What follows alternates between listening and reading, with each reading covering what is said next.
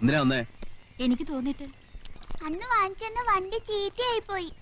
അത് പോട്ടെ, മാമൻ അതിനേക്കാളും വലിയൊരു വണ്ടി വാങ്ങിച്ചു കേട്ടോ. ഇപ്പൊ വാങ്ങിച്ചു തരുമോ?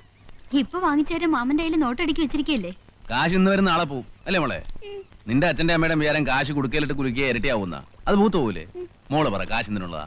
പൊട്ട് വാങ്ങാം, വള വാങ്ങാം, മാല വാങ്ങാം, ബീഡി വാങ്ങാം, ചായ വാങ്ങാം, വെള്ളം വാങ്ങാം. അങ്ങനെ ചെലവാക്കാനുള്ളതാണ്.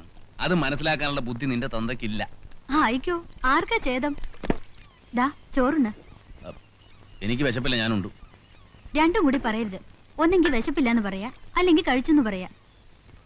വീര്യം കാണിക്കണ്ട. നല്ല മീൻകറിയാ, കൊടമ്പുളി ഇട്ട് വെച്ച നല്ല അസല മീനാ. ദാ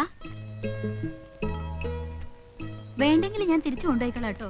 കഷ്ടപ്പെട്ട് തിന്നണ്ട. ഞാൻ നാണയില്ലാണ്ട് വെട്ടിവഴിങ്ങുന്ന നീ നിന്റെ കെട്ടിയോട് ചെന്ന് പറയണ്ട. ഓ, എന്റെ കെട്ടിയോൻ അറിയാൻ പാടില്ലാത്ത ഒരാള്.